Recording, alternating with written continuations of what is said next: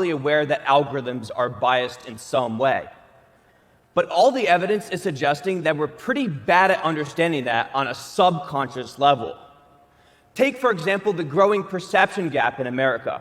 We keep over and overestimating how extreme other people's political beliefs are, and this is only getting worse with social media because algorithms show us the most extreme picture of reality. As an etymologist and content creator, I always see controversial messages go more viral because they generate more engagement than a neutral perspective. But that means we all end up seeing this more extreme version of reality, and we're clearly starting to confuse that with actual reality. The same thing is currently happening with AI chatbots, because you probably assume that ChatGPT is speaking English to you. Except it's not speaking English, in the same way that the algorithm's not showing you reality. There are always distortions depending on what goes into the model and how it's trained.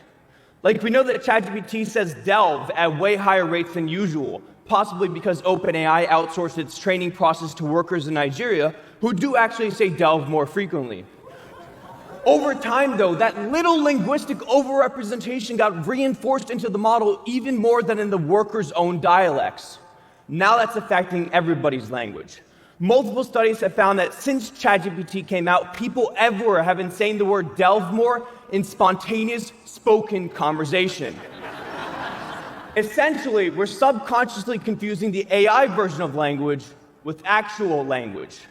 But that means that the real thing is ironically getting closer to the machine version of the thing.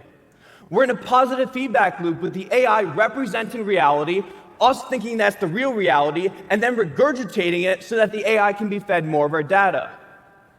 You can also see this happening with the algorithm through words like hyperpop, which wasn't really part of our cultural lexicon until Spotify noticed an emerging cluster of similar users in their algorithm. As soon as they identified it and introduced a hyperpop playlist, however, the aesthetic was given a direction. Now people began to debate what did and did not qualify as hyperpop. The label and the playlist made the phenomenon more real by giving them something to identify with or against. And as more people identified with hyperpop, more musicians also started making hyperpop music.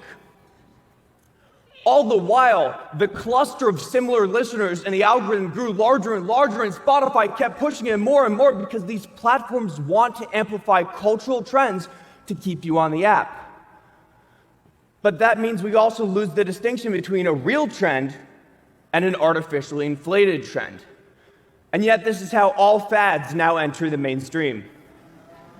We start with a latent cultural desire, like maybe some people are interested in matcha or labubu or Dubai chocolate.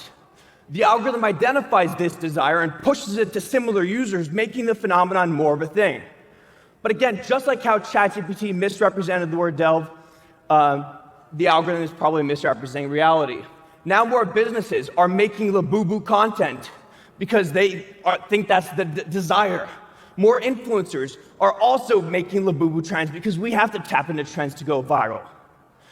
And yet, the algorithm is only showing you the visually provocative items that work in the video format.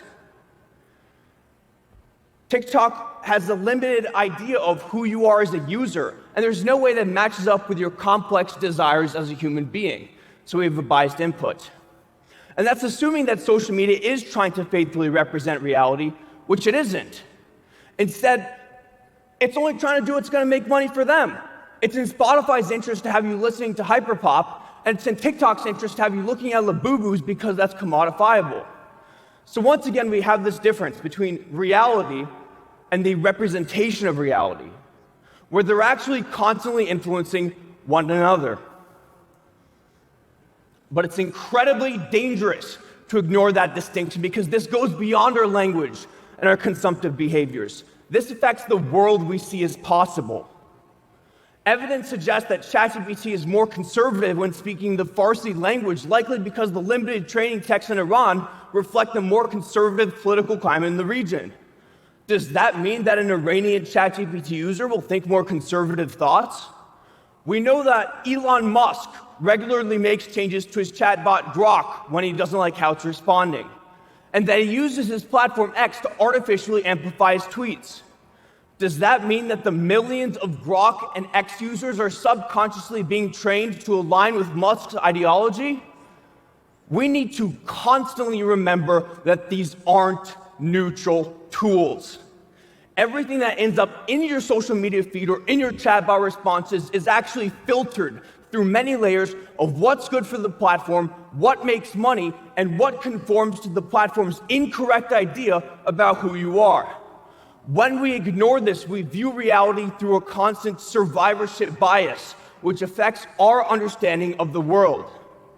After all, if you're talking more like ChatGPT, you're probably thinking more like ChatGPT as well, or TikTok, or Spotify, but